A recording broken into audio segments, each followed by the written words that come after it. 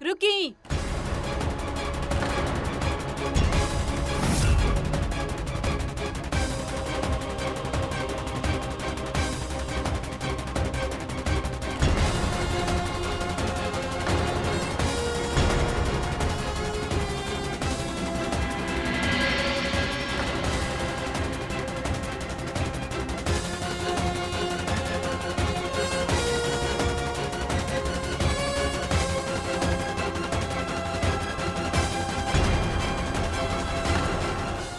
रजावत हवेली में तो मेहमान लोगन के बहुत खातिरदारी हो खेला, लेकिन समधी के इतना बेइज्जती। इना आपके शोभा देवेला माजी और ना ही हवेली के शान के। एक दिन के आई लड़की हमरा के सिखाई कि रजावत हवेली के शान का बा। ई लोग हमार समधी नहीं खान, ई हमरा खातिर सिर्फ चौहान बड़े, हमार दुश्मन, और हम दुश्मन समधिन। जे तहरा के ब्याह करके यहाँ ले आयल बनी हवेली में। हमके पता है कि आप हमके हवेली में काहे लायल बानी, पर आपके बदला था हमके यहाँ लावे से ही ना, तोहार जावे से हमार पहला जीत भइल बा। दुश्मनी खत्म नहीं के भइल। ठीक है, अगर आपके मकसद चौहान परिवार के बेइज्जती करे के है तय कर एगो और रास्ता बा। आप यह चाहते ही ना कि मेहमान लोगन के मनोरंजन होखे? बिल्कुल होई, लेकिन बुआ जी ना नचिए सबके सामने में। हम नाचब, हम नाचब, हम नाचब।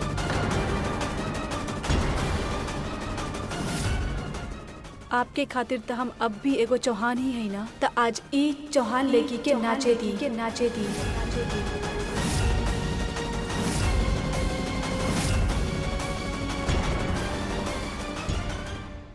नाचे के बड़ा शौक बा ना तहरा के?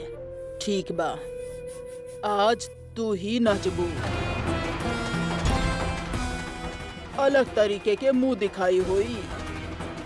मुंह दिखाई में दुल्हन के माथा पे घूंघट होखेला, बाकी आज दुल्हन खुद अपन घूंघट उठा के मेहमानन के सामने नाची।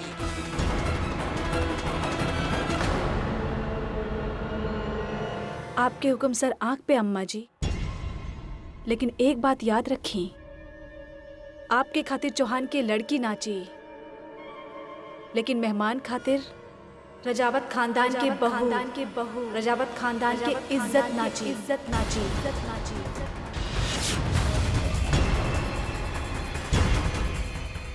तो बस नाचा।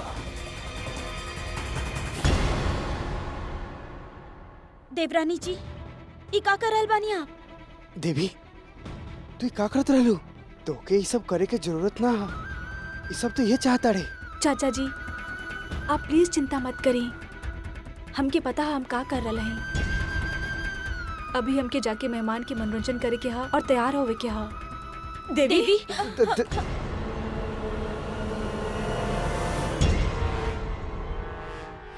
अरे का बात बा? चौहान परिवार एजा खड़ा बा, प्रोग्राम शुरू होके वाला बा। तो हर भतीजी मेहमानन के सामने नाचे वाला बाड़ी। तारा के तो बलाई लेवे के होखी।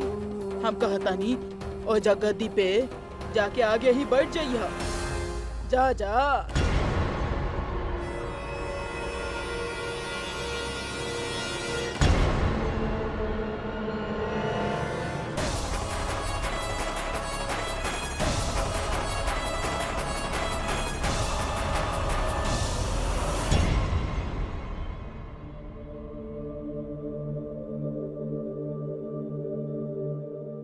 के जेठानी जी, आप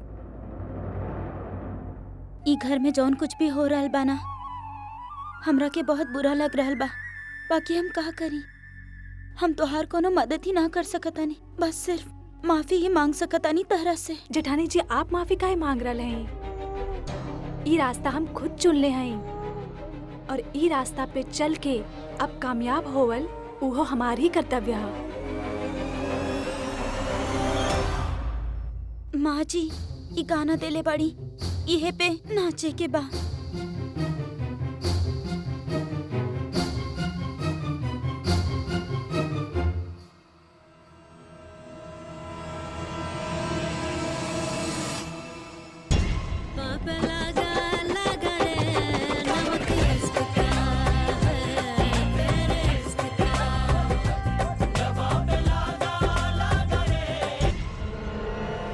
देवरानी जी हमरा के माफ कर दी। हम कुछ करे चाह बिना तारा खातिर तभी ना कर सकेनी।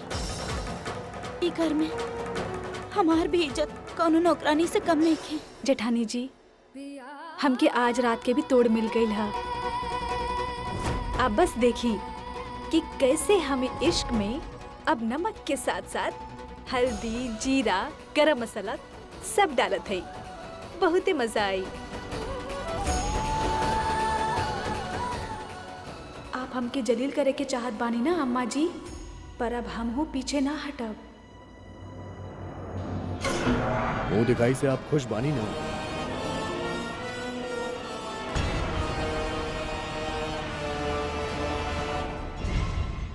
अरे इंस्पेक्टर साहब आप यहाँ पे का हो गए? सब ठीक तबा ना? अरे अधिराज, तोरा से मिले खातिर मौका देखे के पड़ी या तोहार न्योता के इंतजार करे के पड़ी? अरे कैसन बात करता नहीं डीएम साहब, ये आपके घर बा। धन्य भाग हमार जो आप हमरा घर पे आई नहीं। का पिया? चाय, लस्सी, ठंडा? सब ले पहले हमार पास बैठा बात करत हैं। लागता कि उहे आदमी बा जे हमार बेटा जी के काम दिला बेला। अगर वो देवी वो गाना पे नाच कैली ना तो बहुत बड़ा बवाल हो जाई। लड़की के रोके के पड़ी, बाकी कैसे? पहले अपन परिवार से मिलावा। जी जरूर। आई अम्मा जी, ये हमारा अम्मा जी बाड़ी। नमस्ते। नमस्ते जी, आपके स्वागत बा। अधिराज से बहुत सुन ली आपके बारे में। आज हवेली में बहुत सारा मेहमान आयल बा। कौनो खास दिन हो का आज? जी हाँ, हमार बेटा जी के दुल्हन के मुंह दिखाई बा। आप आई, हमरा के तनी काम बा। मुंह दिखाई? कमाल है अधिराज, तू शादी कर लेला ना बतैला ना बुलेला, ये का बात भाई? उर्मी, जी अम्मा जी। दुल्हन जाके देखा वो लड़की के, जाके कोनो बखेड़ा ना खड़ा कर दी। खास मेहमान आयल बड़े, जा रोक। उकाबा डीएम साहब की वक्त ना मिलल सबके न्योता भेजे के। सब कुछ बहुत जल्दी जल्दी हो गइल ना, पर अब आप आ गइल बानी तो अपन लोगाई से तो मिलावा।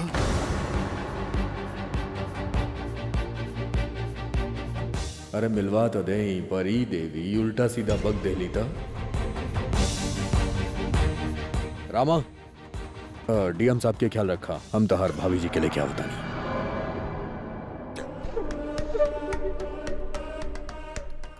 ए लकी का करी माँ जी? जे भी कहानी हम काहे करी, होई दा बेइज्जती।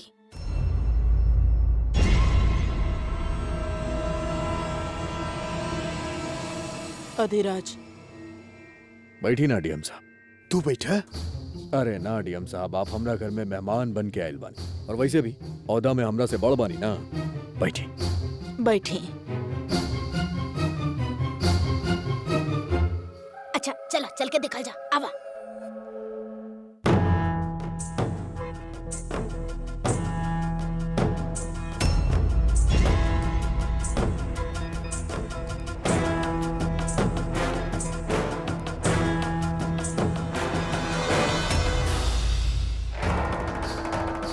अगर ये लड़की हमने की इज्जत के साथ खेली तो बहुत भारी कीमत चुकावे के पड़ी एकरा के।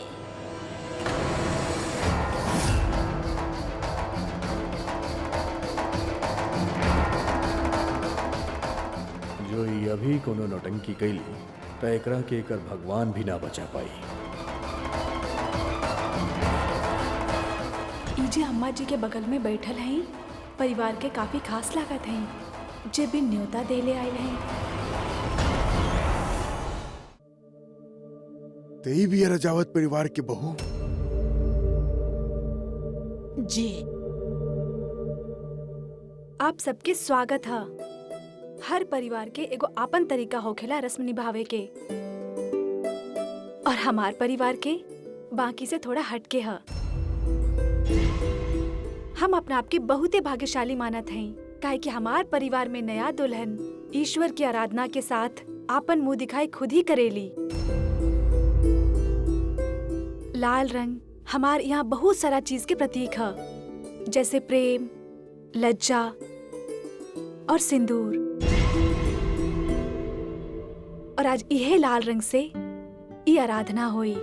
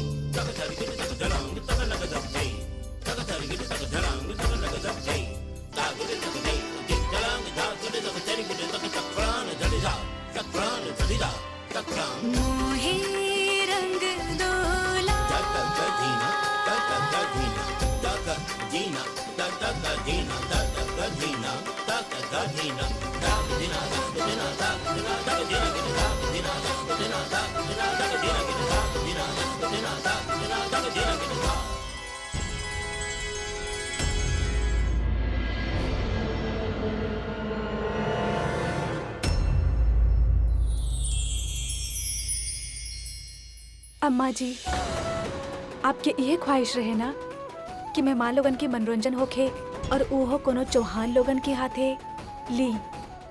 आज चौहान और रजावत दोनों से ही हो गई।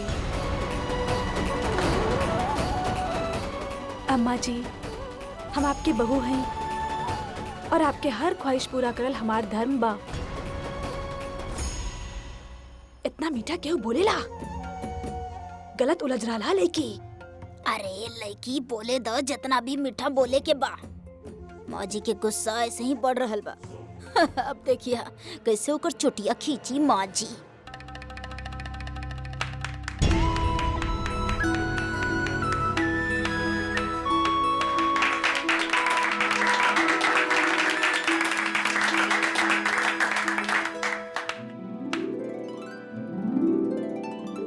भाई वाह, ऐसा मुंह दिखाई के रस्म हम तो पहला बेर देख ले आई। वो जे तो भगवान के वंदना के जे बात कैलू है ना, वो हमके बहुत अच्छा लगा।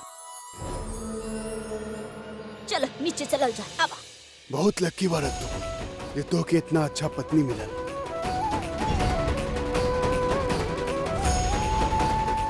इतना अच्छा संस्कार और इतना प्रतिभाशाली पत्नी। वाकई तू पिछला जन्म में कुछ अच्छा पुण्य कैले होगा। देखिए इनका जोड़ी तो अच्छा लग रहा है, बिल्कुल राम और सीता जैसा।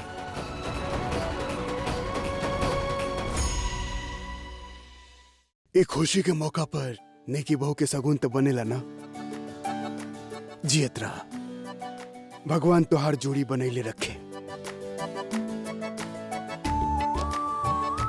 और हाँ, कल तू कॉन्ट्रैक्ट वाला पेपर लेके ऑफिस आ जाइए, और वो जो डील वाला फाइल है ना, ओकर चिंता मत करिए, हम ओकरा देख लेब। जी। अच्छा अम्मा जी, आज्ञा दी।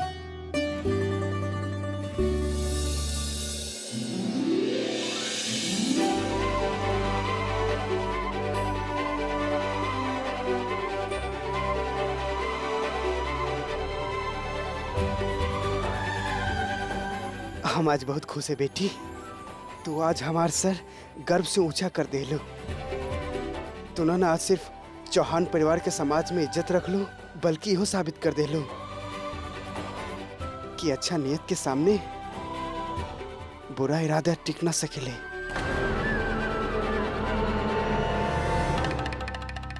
बेटा, आप जब एगो बहू घर जाली ना तो वो सिर्फ केहू के पत्नी ना होकेली, बल्कि समाज में खानदान के इज्जत बन जाली।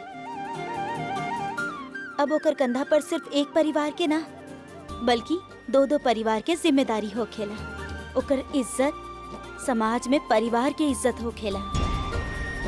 और देवी, आज तू ये साबित कर देलो कि तू एगो अच्छी बेटी ही ना, एगो अच्छी बहू भी बाड़ू। आज तू पूरा समाज के सामने चौहान परिवार के ही ना, बल्कि राजावत परिवार के भी मान सम्मान बढ़ा देले बाड़ू। का कहलू तू? अम्मा जी, इत हमार फर्ज रहे। आपके इज्जत अब हमार इज्जत।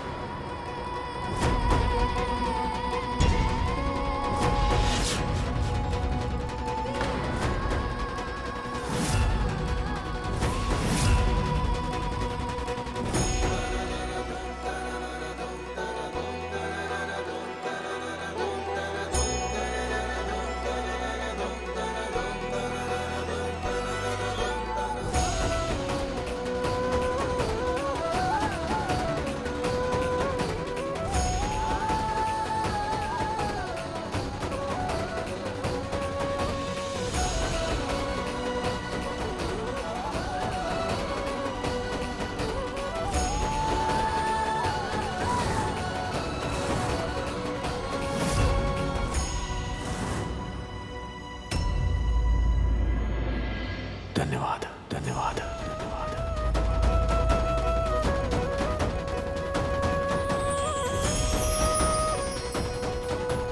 आज तो हमार खानदान के लाज, सारा मान सम्मान सब कुछ रख ले लूं, तो ई बात खातिर फिर से हम तरह के धन्यवाद देता नहीं।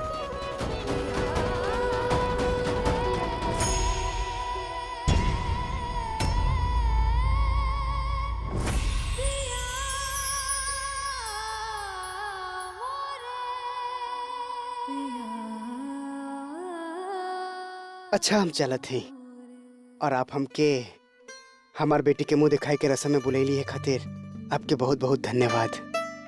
चलत हैं बेटा, अपन ध्यान रखिए। हाँ, मिलत है, चलत है, चला चला।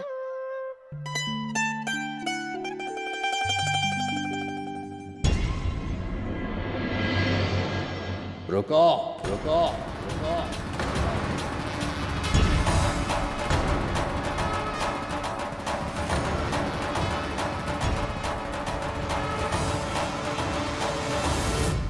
हमार बात अभी पूरा ना भइल।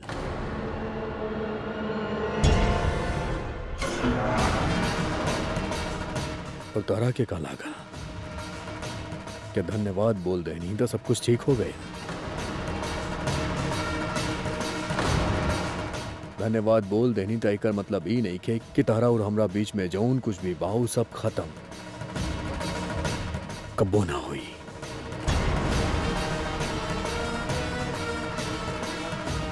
जो यहाँ भइल ना आज हमरा घर में, ओकर मतलब ई नहीं के कि तहार और हमार परिवार के बीच में जौन परेशानी बा उ सब चल गए, सब खत्म, कुछो खत्म ना भइल बा। तहरा के हम ई घर में अपन अम्मा जी खातिर लेके आयल बानी। तो अम्मा जी जौन कही है ऊ तोहरा के करे के पड़ी। और तारा खातिर एगो बात बा,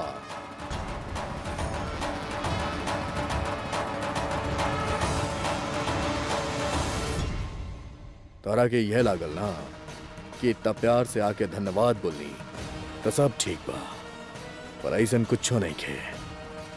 आखिरी मौका बा तारा पास। तारा के अपन लाडली से लाड प्यार करे के बाद कर ला, कहे कि आज के बाद तारा के कोनो मौका ना मिली। आखिरी बार काहे? मतलब ई कि ब्याह से पहले ई लड़की चौहान परिवार के हिस्सा रहली, और अब ब्याह के बाद राजावत खानदान के हिस्सा बन चुकल बाड़ी। राजावत खानदान के हक बा ई लड़की पे, और हमरा की बात बिल्कुल भी पसंद ना आई कि आज के बाद राजावत के हवेली में चौहान के पैर पड़े।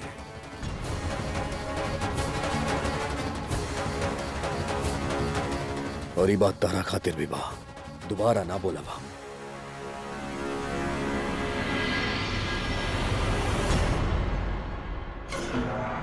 बेटा जी रोकी,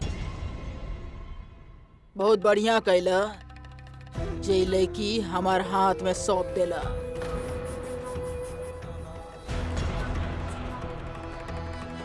दुल्हन बने के बहुत शौक बाना तारा के, अब हम दिखाई राजावत के दुल्हन बने के परिणाम का होखेला। भरत चौहान बहुत प्यार करेला ना अपन लाडली से, ऐसे तो इतना साल अपना से दूर रखला, प्यार से बड़ा कैला ओकरा के। बाकी सोचा अगर आखिरी चेहरा तोहर आंख में हुई तो ई होई कि ओकर मांग में होई राजावत के सापित सिंदूर।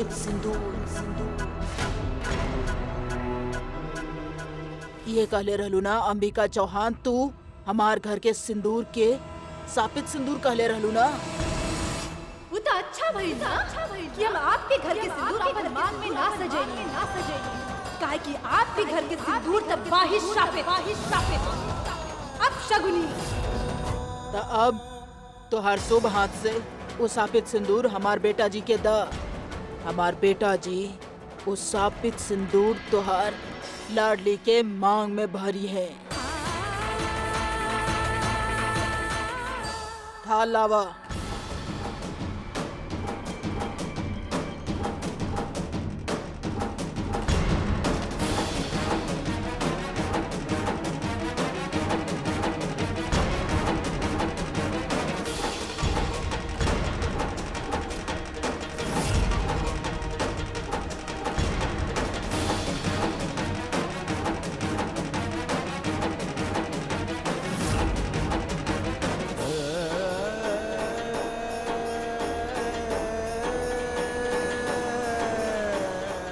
घर में का हो रहल बा? हमार तो कुछ समझ में नहीं आ रहा।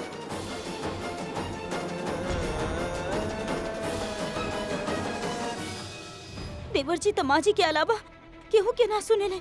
अब देवी से का कही? माँ जी से कहता नहीं, हम माँ जी से कहता नहीं। माँ जी ये अनर्थ मत हो के दी। माँ जी हमार बात मानी। अगर देवर जी देवरानी की मांग में ये सिंदूर भर देले तो बहुत अपशकुन हो जाई। माँ जी पागल हो गई अपने घर के सिंदूर के अब शकुनी कहलू तू। चुप। माँ जी पर आपके दिल में तो ई शक आयल बना। माँ जी हमार बात मानी। पहले ही परिवार में आपके और जेठानी जी के पति ना रहल, और हमार तो पति ही भाग गए। का मिलल आपके? परिवार के लड़ाई के चक्कर में आप अपन बेटा जी के जान कैसे दाव पर लगा सकेनी? माँ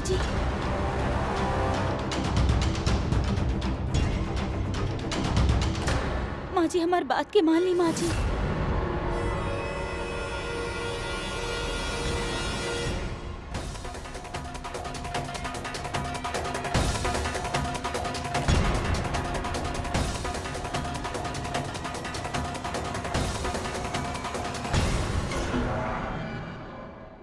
कैसन हो सिंदूर जे आपके हाथ से लागे वो हमके स्वीकार।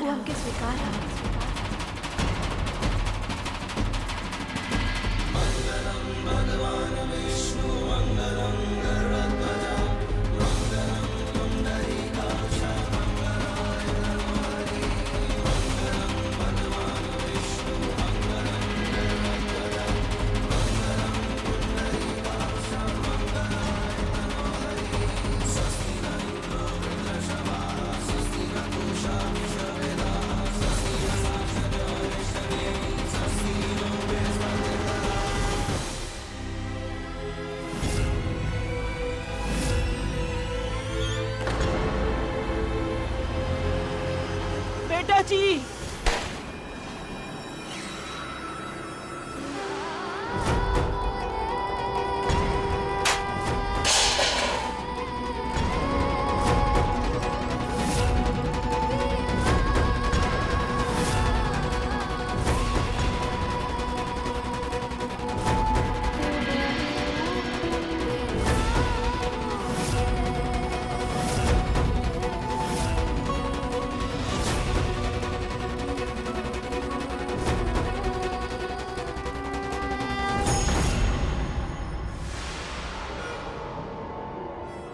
ई लड़की रजावत के सिंदूर के लायक नहीं की। पानी लावो। चलो।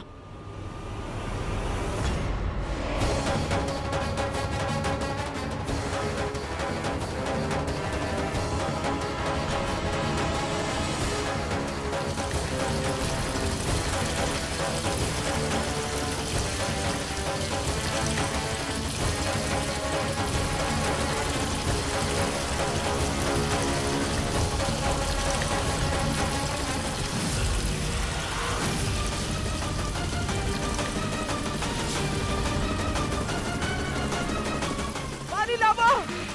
हमरा के समझ ना आ रहल इतना पानी डाले के बाद भी सिंदूर मिट काहे ना रहल।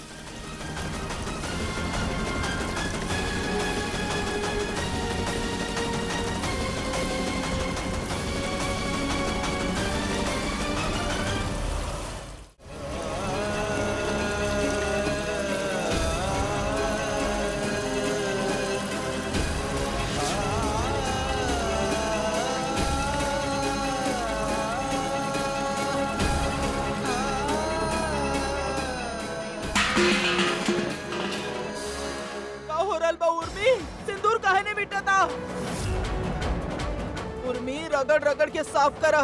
मिटावा सिंदूर। जी अम्मा जी।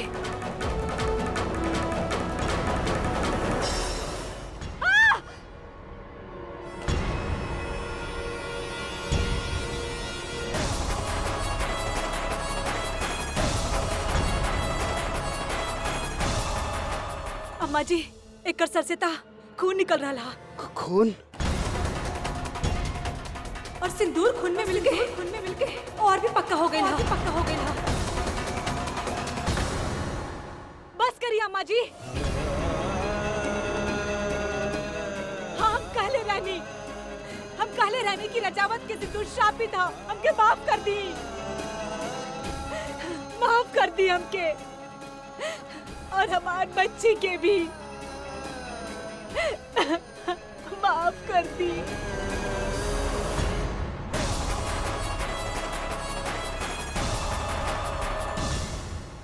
हम वैसे कहले रहनी काहे कि तब तक रजावत परिवार में कोनो चौहान लड़की के वास्ता ना पड़ल रहे। लेकिन अब अम्मा जी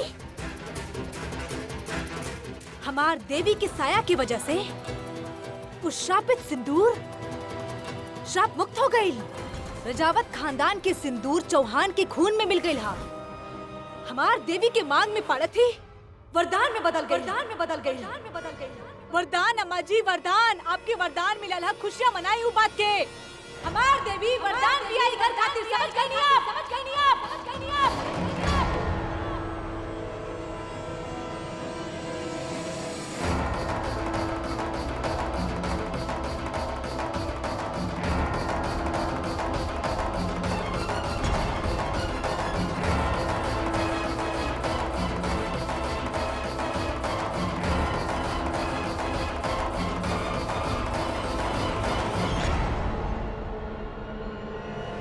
देवरानी जी जल्दी से कपड़ा बदल ली वरना आपकी तबीयत बिगड़ जाए। जब से घर में आयल हैं तब से उहे सोच रहे हैं कितना मुश्किल होत होई ना लड़की लोगन खातिर।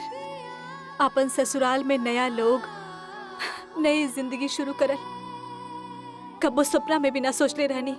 और हमार खातिर था अगर आप न रहती पता न का होई था हमारी घर में। सच कही हमरा के तो ऐसा लगता कि तोहारी घर में आवे से हमार हिम्मत भी बढ़ गई बा। सच में बहुत हिम्मत बा तहरा अंदर। इतना भी हिम्मत ना है जेठानी जी, पर कबो कबो लोग के झूठ दिखावे के अलावा और कोनो चारा ना होखेला।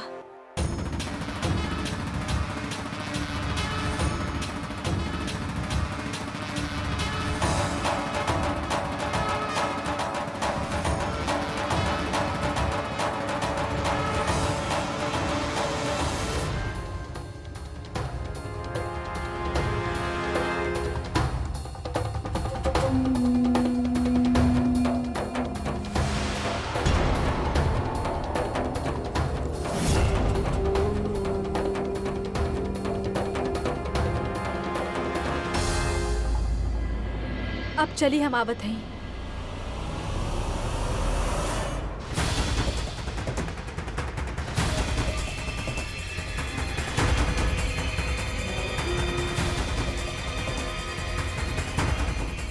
ये का कर रहे हैं आप?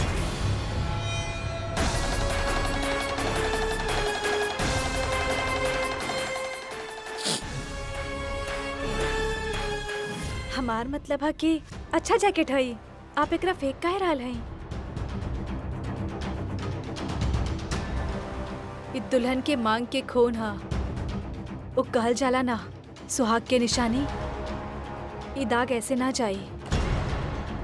आप कुछो भी कर ली, एकर निशान जिंदगी भर आपके पीछा ना छोड़ी। ई कोनो सुहाग के निशानी नहीं खेलेगी, ई गंदा खून के निशान हा। शायद तरह के एक चीज मालूम नहीं है, जौन चीज के हमार जिंदगी में अहमियत ना हो खिलाना, ओकरा हम कचरा समझ के बाहर फेंक देवेली।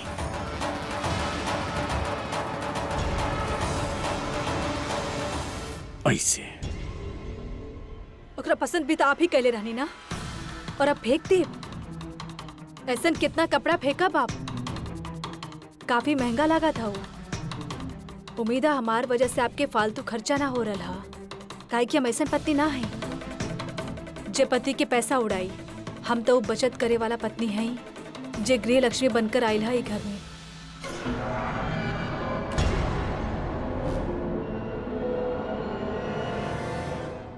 सुन, हमार तहार जिंदगी में कोनो अहमियत नहीं खे, और ये अहमियत के पाठ बंद कर।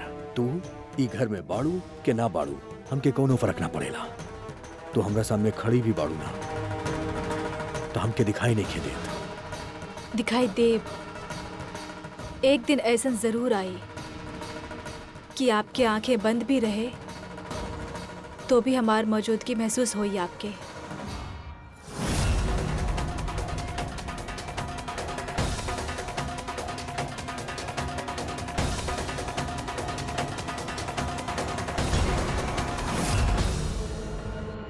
तहार मोटा बुद्धि में बात घुसत नहीं के। एक बार तक 10 बार कोशिश कर ले, पर हमरा पे कोनो फर्क ना पड़ी। और अगर तू अपन हद पार करे के कोशिश कैलू ना, तो फिर हमारे अंदर के जानवर बाहर आ जाई और तोरा खातिर बहुत दिक्कत हुई। ई घर में हम तहरा के अम्मा जी खातिर लेके आयल बानी। तहरा पे सिर्फ अम्मा जी के हक बा। अम्मा जी जौन कही है, जौन बोली है, तहरा के करे के पड़ी।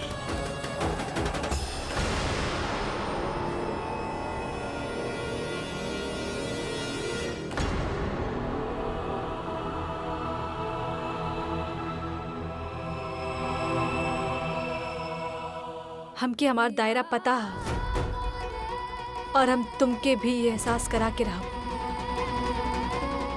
और ये एहसास तो हर पेट से होत सीधा दिल तक जाई। और हम अपन पहला रसोई के रस्म निभावत समय करब।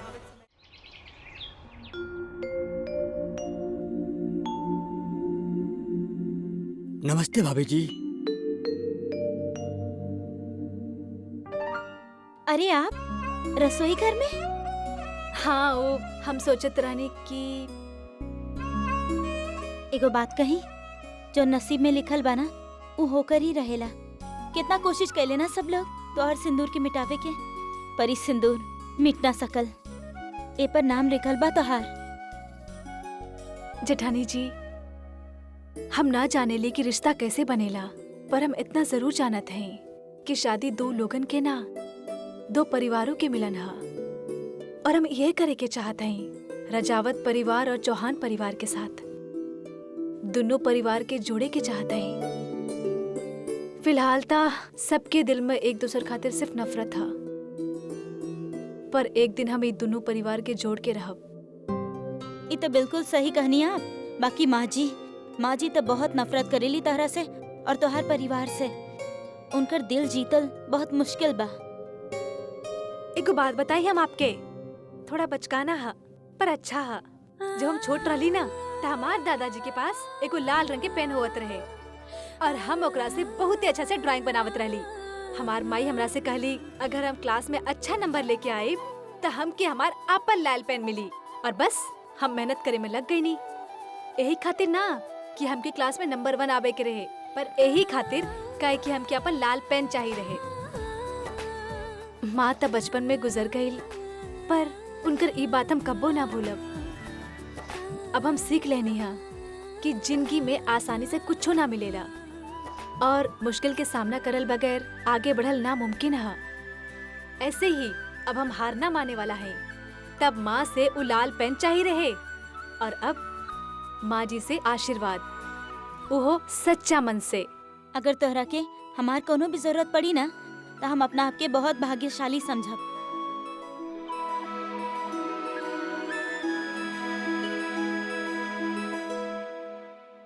आपकी मदद तो चाहिए जेठानी जी। वो हम सोचत रहली कि हमार पहला रसोई के रस्म निभावे के समय आ गई है। अरे ये तो बिल्कुल सही सोचनी है आप। हमार बात माना तो कुछ मीठा बना दा। और वैसे भी शुभ काम खातिर मिठास बहुत जरूरी होखेला और ये घर में रसोई की शुरुआत भी मिठास से ही हुई। पर भाभी जी एगो दिक्कत है, बचपन से ही हम हॉस्टल में रहल हई और मेस के बोरिंग खाना खैले हई। यही खातिर मीठा तक आप हम कुछ भी बना ना सकत हैं अच्छा से। का आप हमार मदद करब? हम तो हर मदद तो जरूर कर देती, बाकी आप जाने नहीं ना केहू भी देख लेलस तो हमरा के छोड़ी है ना और आपके खातिर मुसीबत और बढ़ जाई। केहू भी मदद ना कर सकेला तो हर। आप बिल्कुल चिंता मत करी, आप कहनी उहे हमार खातिर बहुत है। ये हमार पहला रसोई है तो हम एकरा खुदे निभाए।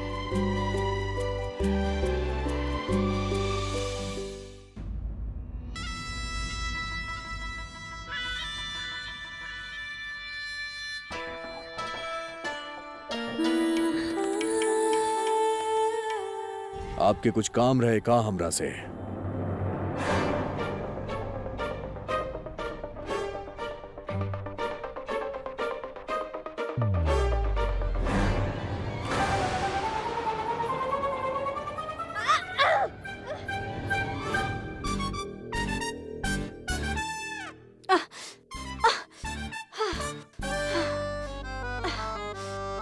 देवर जी कितना फिक्र करेलू सबके। अपन काम छोड़ के हमार मदद खातिर दौड़नी। शुक्रिया कहती पर तू हमार आपन ही हो ना। हमार मतलब हा तोहार दिल ही ऐसन बा। जाना थे हम तोरा के अच्छा तरह से समझा थे हम।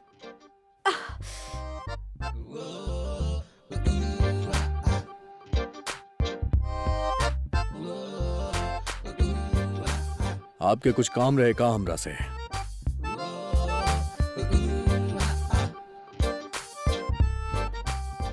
सिर्फ काम खातिर तोहार पास आ सकत हई का? तोहार चिंता करत हई देवर जी, और जो सब कुछ भी घर में चल रहा ना वो लेकी घर में घुस के। देवर जी हम जानत है कि आप कितना परेशान बानी। हम बस परेशानी बांटे के चाहते ही तोहार। वो लेकी थोड़े तोहार दिल की बात समझी। आपन सेहत के बिल्कुल भी ध्यान न रखते हैं देवर जी। आपन खातिर ही ना सही हमार खातिर, हमार मतलब हाँ, हमार से तो आप अपन दिल की बात कर सकते हैं ना। इतना तो भरोसा है ना हमरा पे।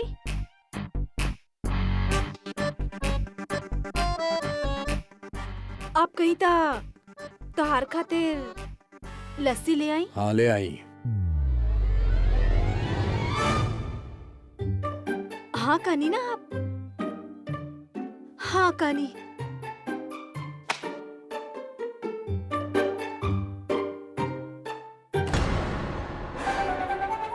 आज तो अधिराज हमार हाथ के बनल मीठा ही खाई है। हमार पहला रसोई के रस्म तब भी पूरा हुई जब आप हमार हाथ से बनल चीज से अपन मुंह मीठा करब।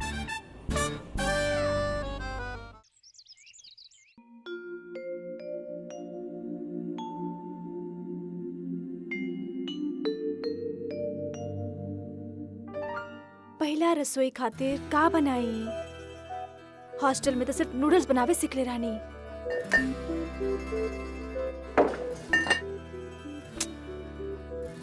कुछ तो मिल जाए देवी, ढूंढा।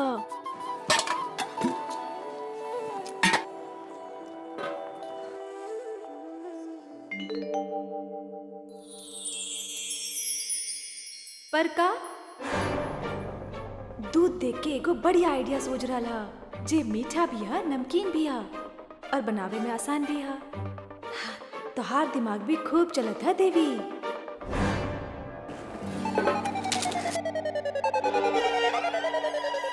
आप जरा हमार मदद करब? जी भाभी जी।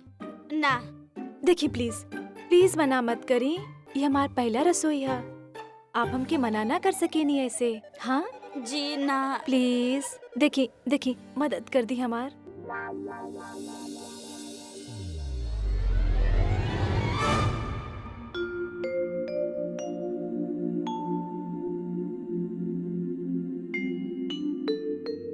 मालकिन अब का ढूंढ रहा हो? यहाँ पर कोनो ऐसन छोटा बर्तन ना है का जैसन एक दो लोगन के खाना बनावे के हा? हाँ अच्छा।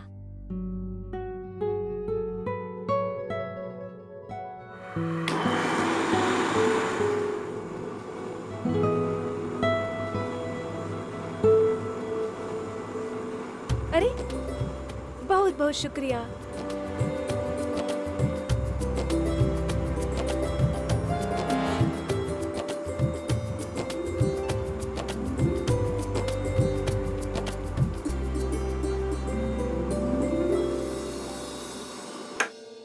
नया ड्रामा?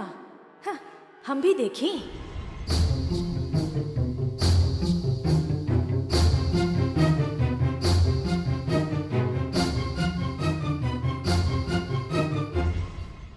का कर रहल हो? कुछ बना रहल हो तू? अरे एक बार करे से पहले तू हमरा से एक बार पूछ तो लेता। जनत बाड़ू ना तोहार हाथ के केहू पानी भी न पी घर में, और तू रसोई में घुस गल बाड़ू पकवान से कौन बना रहल हो? नौकर भी तोहार हाथ के खाना ना खाई। ना ना ई ना सोचा कि हम कह रहल बानी। ई था अम्मा जी कही है, हम तो बस ओकर हुकुम के पालन करत बानी। लस्सी बनल कि ना अभी तक? लस्सी? हाय राम, हम तो बिल्कुल ही भूल गई नहीं।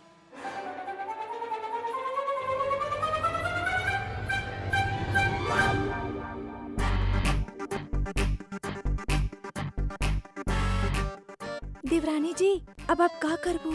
माँ जी के आदेश के सामने था। आज जो लस्सी बना रहा है ना, वो अपन हाथ से ना बल्कि अपन दिल से बना रहा है, और वो मिठास चीनी के ना हमार प्यार के होई।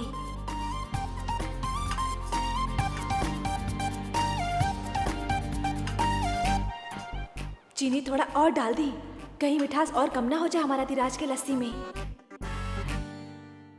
जेठानी जी नौकर से लेके मालिक सब खइए हमारे हाथ के बनल। हम अधिराज रजावत की पत्नी हैं। अगर ई घर में ओकर हुक्म चला था तो हमार साथ हमार संस्कार और हमार देवी माँ के आशीर्वाद है। आप बिल्कुल चिंता मत करिए, अब बस देखिए हम का करत बानी। हमार पहला रसोई की रस्म जरूर पूरा होई।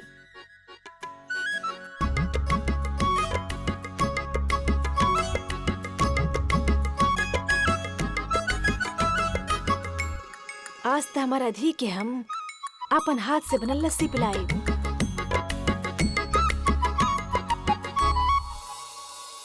जेठानी जी आप तो बहुत अच्छा बानी जे देवर जी खातिर लस्सी बना के ले जा रहल बानी। देवर जी ते इतना व्यस्त रहेले ना, केहू भी ख्याल ना रखेला उनका। बाकी अब हमरा के लागेला केहू तब बा जे उनकर ख्याल अच्छा से रख सकेला। बिल्कुल सही कहले हो तू केसर, केहू तो होवे के चाहिए ना जो उनकर भी ध्यान रख सके। अब भाभी जी चूहा! अरे हे भगवान, कहाँ बा चूहा? कहाँ बा चूहा केसर? अरे ऐजा रहे, अब पता ना कहाँ चल गई। अरे ढूंढा ना, कहाँ है चूहा? कहाँ है चूहा? केसर ढूंढा ना? काल कोठरी में। हाँ काल कोठरी में बहुते चूहा हो गई है ना, तो आप नौकर से कह के वहाँ दवाई डलवा दे। पागल जेठानी जी, छोटी जेठानी जी कहलन ऐसे। पागल कुत्ता काट ले का तो के नौकर लोगन से हम बोला ना। हमार मतलब बा कि ई घर में तो सब आपकी ही सुने ले ना, तो आप अगर बोल देब तो सही हो जाई। सुन रहा हो ना देवी, ई घर में हमार ही चला था। जा हमार नाम ले ला, काम हो जाई तोहार। ठीक बा, हम बोल देता नहीं।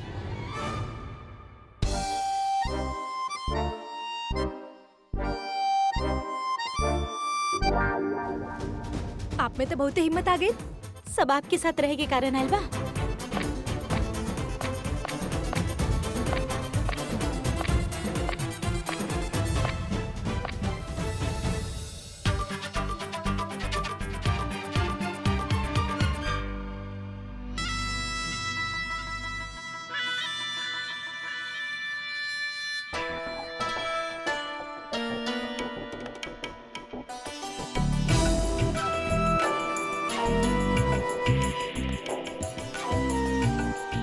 देवर जी लस्सी गरम हो जाए।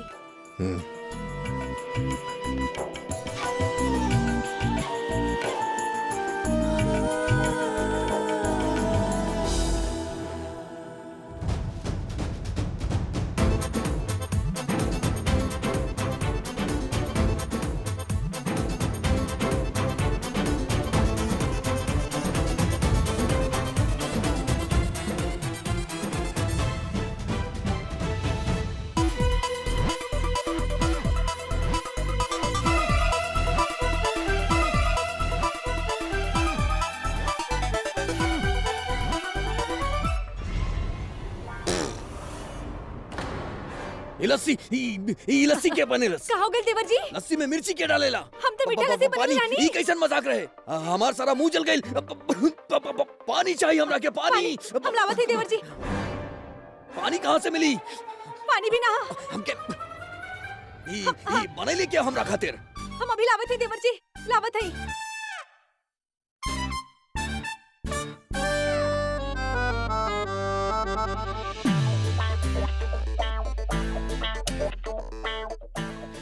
अरे क्या हुआ? ए रुका। का भाई? मीठा मीठा।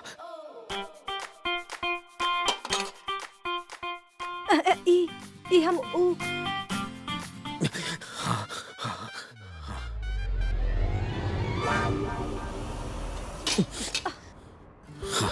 अब जाके तनी सुकून मिला। वैसे ये चीज बड़ा अजीब रहे। का भाई? खीरा गरम गरम। ई का हो खेला? हम अपन हाथ से बनैली हैं। शुक्रिया, आप तारीफ कईनी एकर। ये हमार पहला रसोई के रस्म भी पूरा हो गई और आपके जीवन में थोड़ा सा ही सही पर मिठास ला सकनी। बहुत खुश हैं हम। हाँ पता हमके थोड़ा अजीब रहे पर आप बिल्कुल चिंता ना करें, हम सीख जाए और फिर आप सब खातिर बहुत ही अच्छा अच्छा चीज बनाई और आपके खिलाई। मिर्ची मिर्ची कैसे आ गई? हम तो मीठा लस्सी बने रानी। का देवी ही लस्सी में मिर्ची?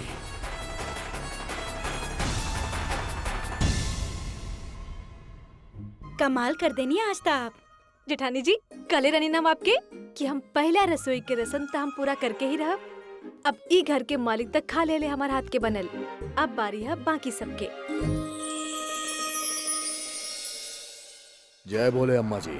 अरे विजय भवा लड़का तारा से बात करे के बा। पंडित जी बतावत रहले कि आज के दिन बड़ा शुभ बा। आज जौन भी काम करबा दुगना फल मिली। तो हम सोचा तानी आज रात काली माँ के मंदिर जाके हम संकट मुक्ति हवन करवा दी ताकि वो चौहान परिवार के नामो निशान मुट जाए। तू भी चला हमरा साथे। अरे ना अम्मा जी ना, हमके बहुत काम बा और वो काम करब तबे तब फल दुगना मिली ना। हमके काम करे दी और वैसे भी लड़की और चौहान परिवार के तारा हवाले के लिए बनी ना। तारा के जाऊन करे के बा करा। एक बात तारा के बताओ तानी अम्मा जी, वो लड़की के हल्के में मत लिया। जैसन दिखेली ना ये वैसे नहीं खी। तीखी मिर्ची बाड़ी बहुत तेज। का कैलियो? कुछ कैली ना ही अम्मा जी। तारा के बताओ तानी, पूजा पुजारन बाड़ू तू ये लड़की पे लगाम कस के रखिया। बहुत पुराना कहावत बा अम्मा जी, नजर हटी तो दुर्घटना घटी। चिंता मत करा, वो लड़की के लेके ना जाए वाली हम बांसुरी के साथ चल जाए। बाकी हाँ तू अपन काम पे ध्यान रखा। अम्मा जी कामा ही तक करत आवतानी।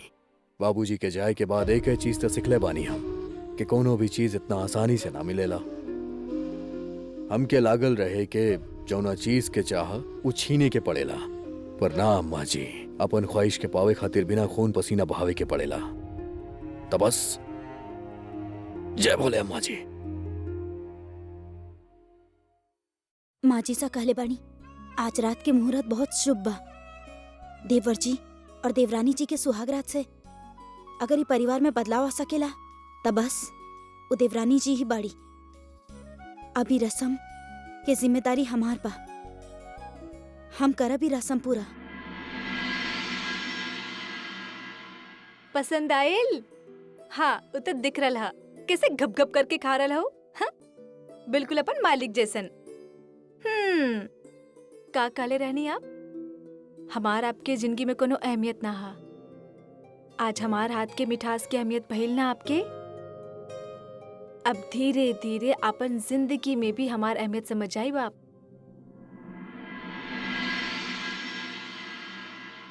सामान गाड़ी में रख दा। माँ जी हम का कहत रहनी, अगर ई उर्मी भी हमनी के साथ चले त ना, अगर कुछ ना था गाड़ी में आपके कंधा ही दबा दी। अरे नाना अम्मा जी सब चल जाए तो फिर घर पे नजर। हमार मतलब है कि ओ देवर जी वो लड़की घर पे है ना, अगर सब चल जाए तो फिर वो लड़की पे भरोसा ना कर सके नहीं अम्मा जी, कुछ भी कर सकेली। और आप तो जनत बानी ना चौहान लोगन के। तू ठीक बोल रहा बाड़ू, रुक जा। बाकी एक बात कान खोल के सुन ल, अब की बार कोनो गड़बड़ भइल तब नाना अम्मा जी ई बार कोनो शिकायत के मौका ना देब आपके। ध्यान दिह। जी चला।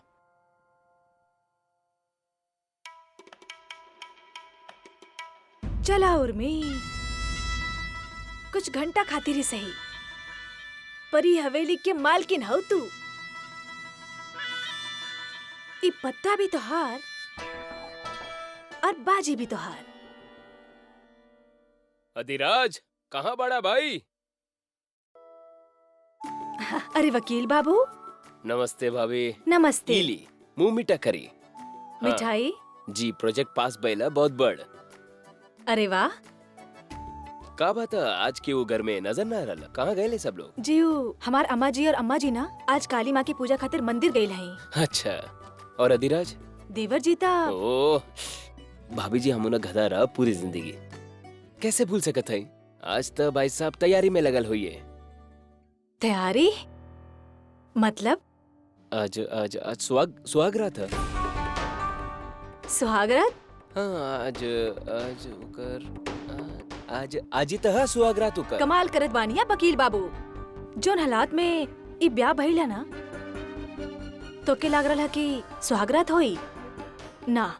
वैसे भी ब्याह के मानेला कौन, ई तो असली ब्याह है ही ना। असली ब्याह ना मतलब आपके हिसाब से नकली ब्याह? ना ना ई ना करल है, पर तो आप का कहता भाभी जी? ब्याह चाहे कोनो भी हालात में बैल हो, कोनो भी वजह से बैल हो, पर सच्चाई यह है कि ब्याह हो चुकल है और अधिराज और देवी पति पत्नी है। और पति पत्नी होवे के नाते कुछ रस्म कुछ रिवाज है ओकरा करे की पड़ी, ताकि उनकर आवे वाला जीवन उमे कोनो कष्ट ना हो, कोनो परेशानी ना हो और सब कुशल मंगल रहे। बात ठीक करत हो तू, पढ़ा लिखल बाड़ा, दुनिया के ज्यादा समझत बाड़ा। अब जब ब्याह हो गया था रस्म भी तो निभावे के पड़ी। सही कारल हो। चलिए भाभी जी हम अधिराज से मिलके आवत है। हाँ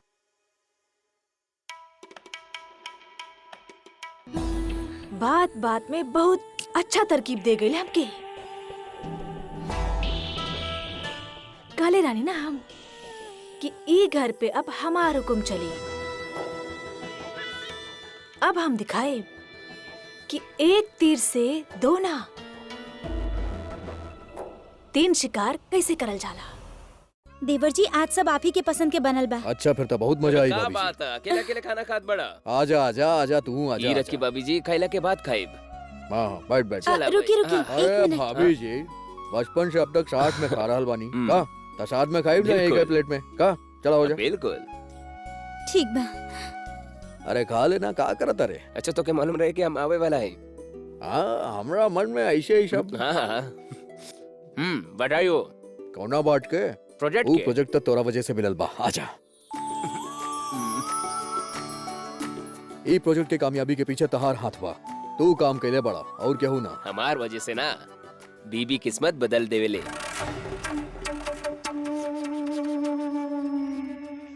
ऐसे आज ज्यादा ना खात बड़ा।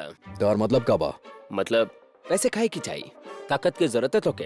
अरे हमके ताकत की का जरूरत बा? ऑलरेडी बहुत ताकत बा हमरा अंदर। बहुत ताकत है लेकिन अबे, तनी एक्स्ट्रा देख, जरूरत तोहर है। बात ना हमके समझ में नहीं क्या आवत। बहुत एक्टिंग करत बड़ा। अरे कौन एक्टिंग, कब से पहले ही बुझावत अरे। साफ साफ बोलना बात का बा। अबे तुआर सुहाग रात आज।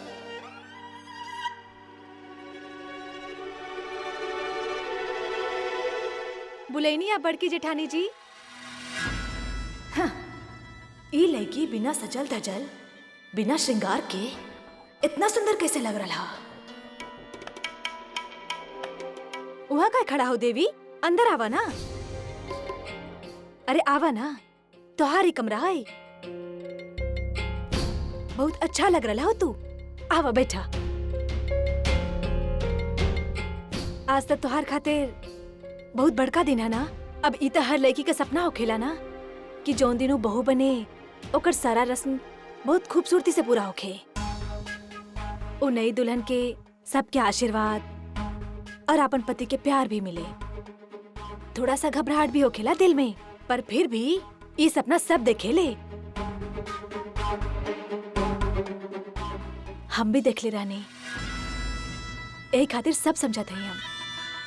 पर देखा देवी, तोहार जिंदगी ना अभी दोसर पटरी पे दौड़ा था।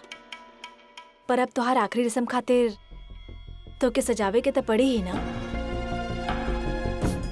आखिरी रस्म? हाँ, आखिरी रस्म, तोहार सुहाग रात।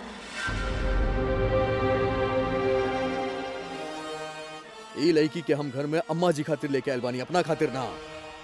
रजावत खानदान के बदला पूरा करे खातिर ही शादी कैले रहनी हम। चौहान खानदान के नीचा दिखावे खातिर शादी कैले रहनी हम। और एकरा अलावा हमार उ लड़की से कोनो रिश्ता नहीं खे, त कोनो सुहागरात नहीं खे। ना शरद, ना ना ना, ई मामला हमार बा। एकरा बीच में मत पड़िया, हम निपटा ले। तोहार परेशानी समझत हई हम, पर सच्ची कहीं तोहार कोनो मदद ना कर सकते तो के सजावे के अलावा।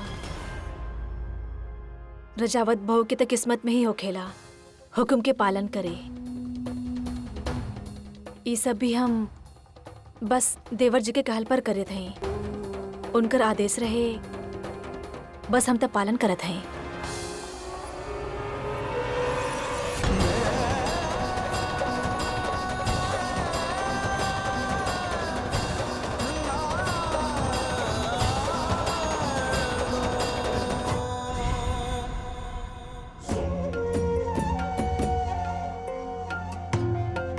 वैसे 2 दिन से देख रहा है तो के तो कोनो बात से डर ही ना लागा था।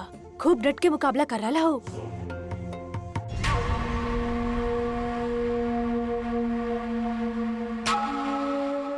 पर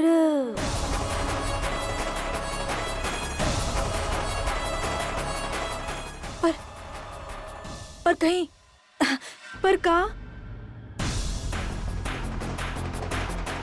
पर का जेठानी जी बोली ना।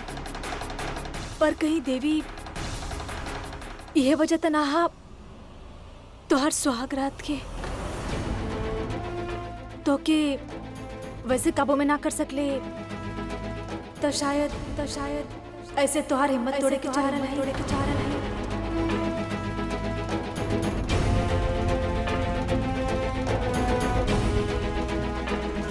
मालकिन, अंदर ले आवा, रखा यहाँ। ल आगे तोहार सुहाग रात के जोड़ा।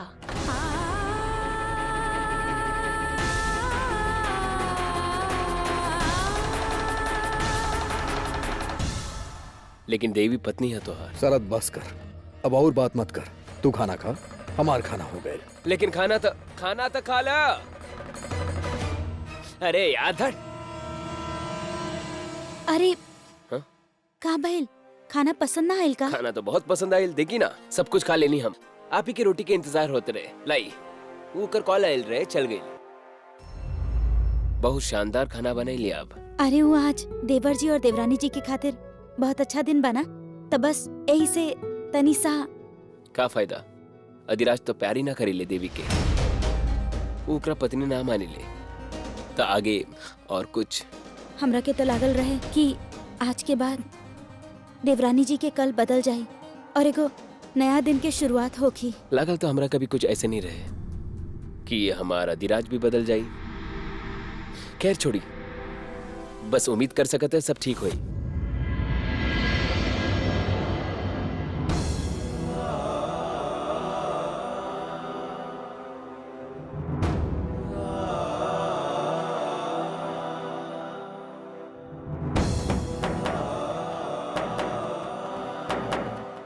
ई चूड़ी श्रृंगार के निशानी हो खेले, आदमी के रिझावे के काम आवेला।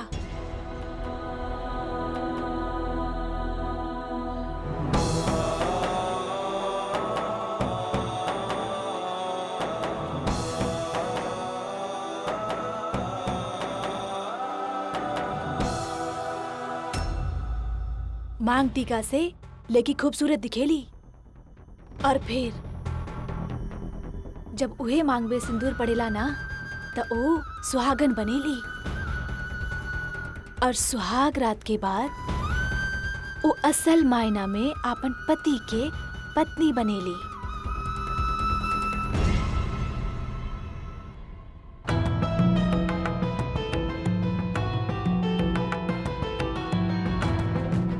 मौका ता खुशी के ह, पर देवर जी के सब जाने ले कि देवर जी खातिर ना ये सब रस्म, ये सब के कोनो मायने ना ह।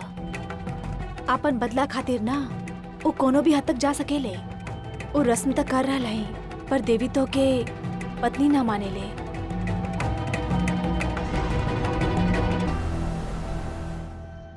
देवी ओ जेठानी जी, हम आपके कब से ढूंढ।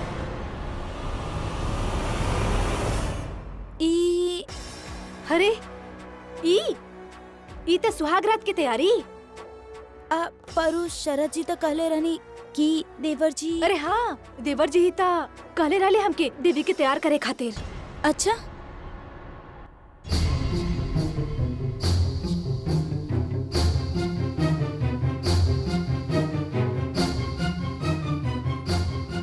चिंता मत करा। कितना बियाह ऐसन होखेला जहाँ दुल्हा दुल्हन एक दूसरा के जाने ले भी ना, पर फिर भी धीरे धीरे एक दूसरा के जान जाले। हमरा के पूरा विश्वास बा कि आज के बाद देवर जी और आपके बीच में जौन दूरी बा वो खुशी में बदल जाई।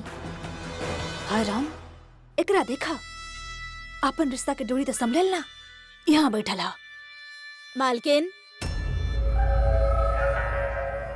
हाँ का भाई? कमरा तो तैयार बा, बाकी बाबू साहब कमरा में नहीं खान। ठीक बा, तू जा।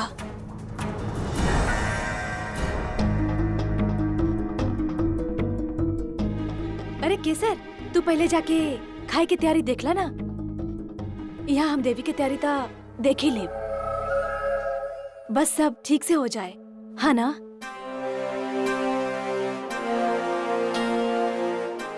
ठीक बा जेठानी जी।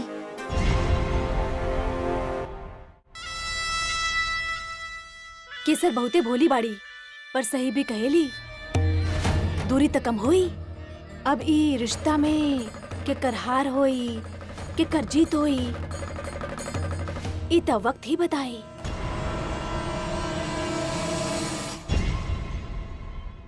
चला।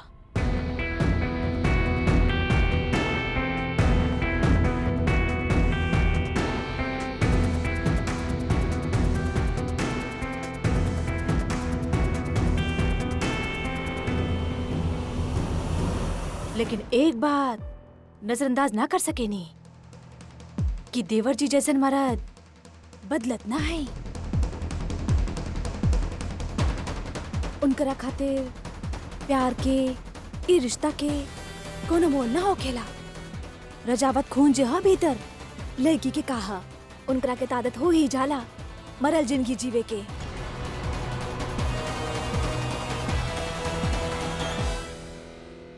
वैसे ता एक घर में हाथ बंधाला हमार, पर फिर भी तो हार एक मदद कर सकत बानी हम।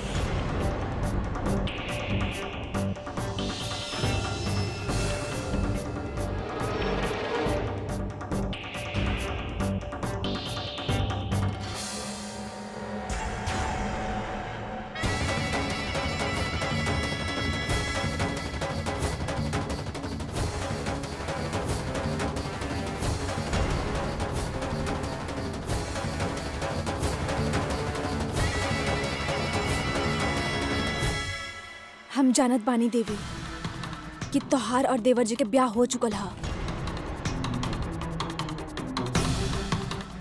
पर हमार एक बात कब्बो मत भूली हा कि एगो औरत के ओकर मर्जी के बिना ना केहू भी हाथ ना लगा सकेला, फिर ऊ चाहे ओकर पति ही काहे ना होखे। इज्जत से बढ़कर कुछो ना होवेला देवी। समाज सोचेलन कि पति ही अपन पत्नी के रक्षक होखेला, पर अगर रक्षक ही भक्षक बन जाए ना तो आपन रक्षा आप करे के पड़ेला।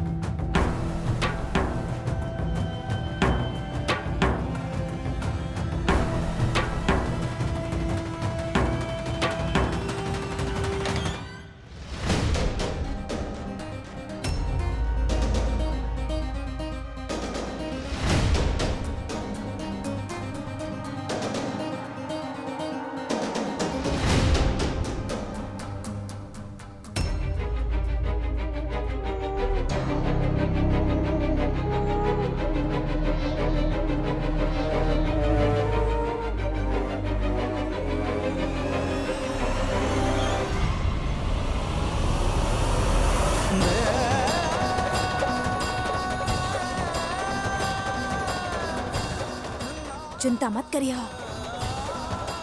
सब ठीक हो जाए।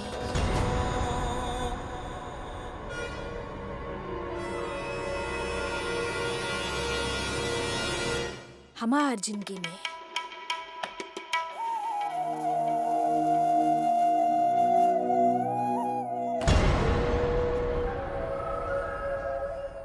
शरद बाबू आप देवर जी से मिले जा रही, लेकिन वो तो कमरा में ना है।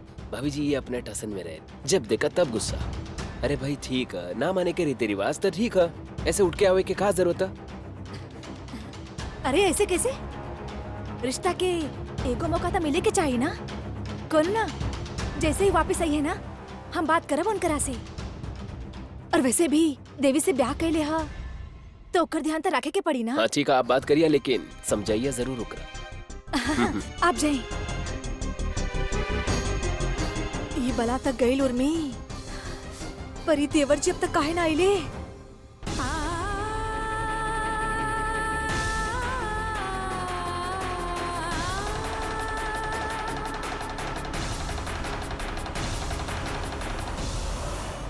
हे भगवान, देवर जी आ जाए ना तो हमार सारा करल धरल ना खड्डा में चल जाई।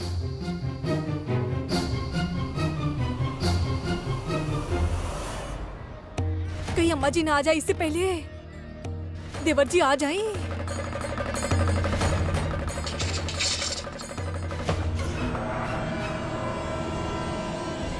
देवर जी कॉन्ट्रैक्ट पास हो गया, बट डीएम साहब पास कर दिले। अरे देवर जी ऐसे बिना बताए केहू जाला का? देवर जी हमार तो जान ही निकल गए रहे। कुछ काम रहेगा भाभी? ना कोनो काम ना रहे, पर चिंता होखेला ना, रात बहुत हो गई।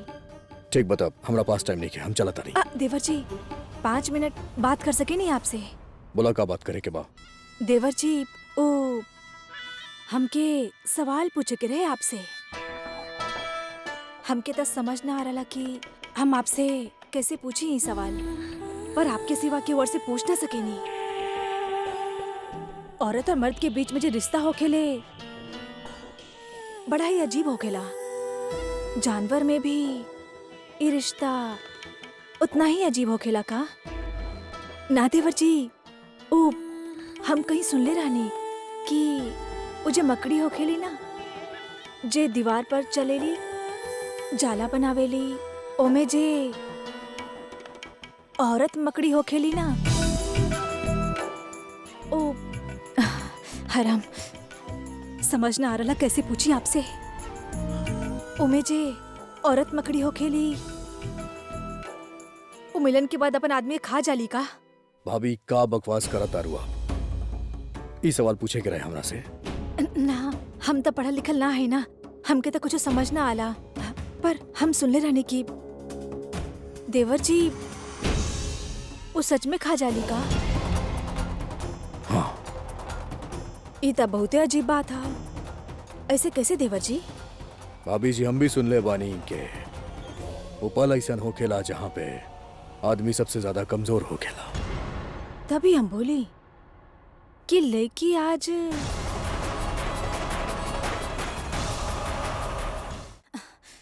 अच्छा देवर जी, आप थकल मांदल आयल हुई हैं, आप आराम करिए, हम चलत हैं। भाभी जी रुकी, जी देवर जी। बात के पूरी करके जाई। तहार मतलब का बा? देवर जी कोनो बात ना, ओ लड़की आज बहुत सिंगार कई के कमरा में बैठा ला, तोहार इंतजार कर रहा ला।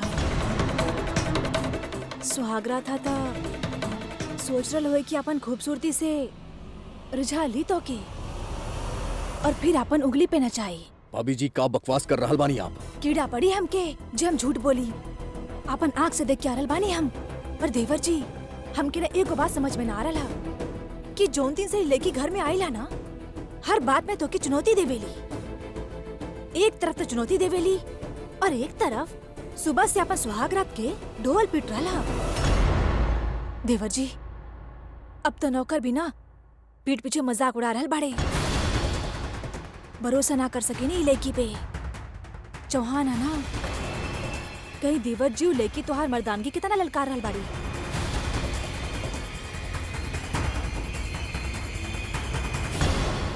पहले एक बार तो के नामर्द बोल चुकल है ना वो। ऐसे शादी सिर्फ नामर्द करेले, नामर्द, तू नामर्द पड़ा। वैसे हम जानत है कि केहू भी ऐसे करे तो वो अपन जान से हाथ धो बैठी। तोहार चिंता करत करत ना एक दिन तो हम पागल हो जाई। आप थकल बंदल आयल हैं तो के परेशान ना करे के चाहत बानी, पर ई घर की चिंता करत हैं ता एक बात जरूर कह के चाहत हैं कि आज जोन कुछ भी घर में कैली है ना, अगर अम्मा जी घर में होइत ना आज तो चौहान के लेकी बता देती कि रजावत के घर में कैसे रहल जाला।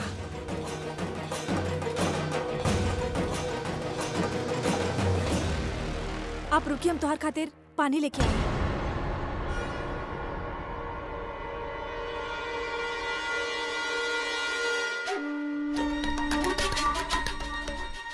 अब निकलला शिकारी शिकार करे खातिर। हथियार देवे के तो जरूरी रहे ना, वरना शिकार कैसे होइत।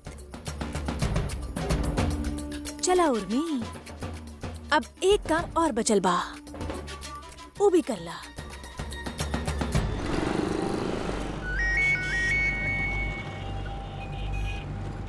हाँ बोला। अम्मा जी हमके माफ कर दी।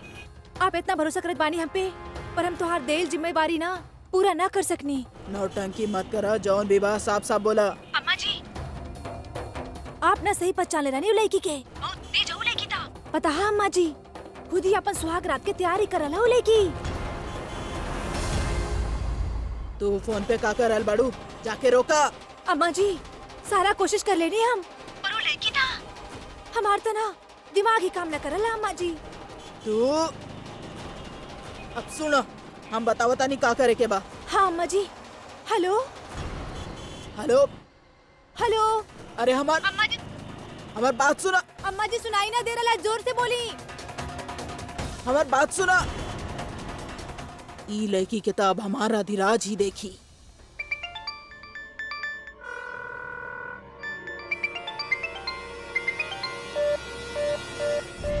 सारा पत्ता तो बिछा देनी। अब देखत है बाजी कौन सा तरफ जाला। गाड़ी घुमावा, हवेली लेके चला, जल्दी करा।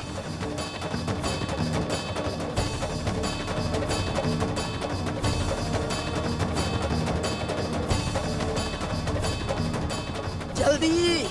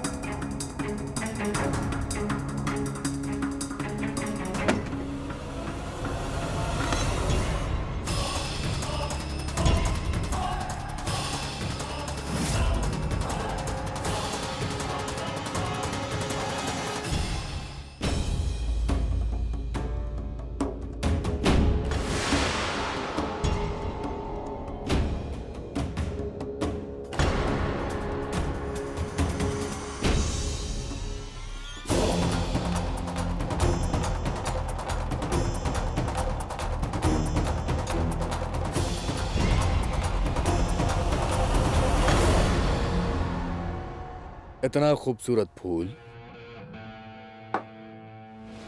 और वो भी इतना बढ़िया खुशबू के साथ है, और ऊपर से तहरा अंदर सुहाग रात के उहाग।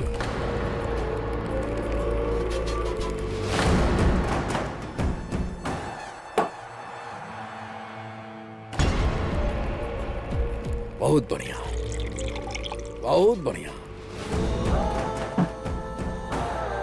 ये कमरा भी बहुत बढ़िया सजैले बाड़ू तो, और ऊपर से ही 16 श्रृंगार हमार दुल्हन के जा अपन पलक बिछा के बैठल बाड़ी हमारे इंतजार में।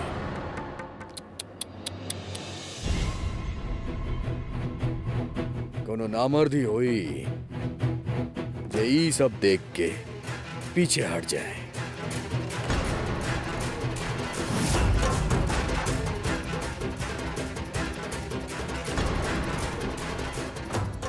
तारा का लागल? हाँ?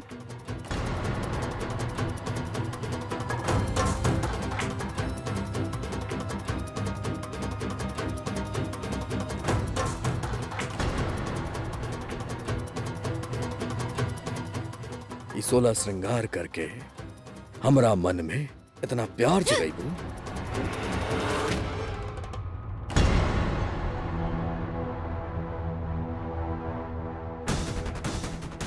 का हो गईल?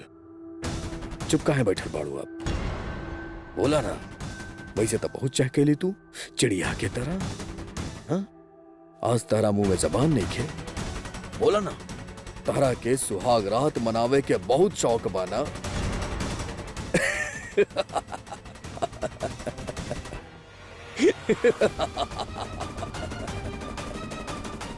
तारा की यह लागल ना।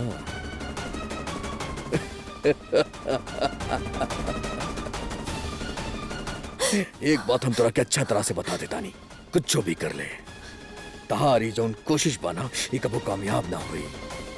तोर जितना भी इरादा बाना लेकी वो कामयाब ना होके देब। तारा के सुहाग रात मनावे के बहुत शौक बना। तारा पता नहीं खे ये आज के जौन रात बना वो तोहरा खातिर प्यार के रात ना हुई।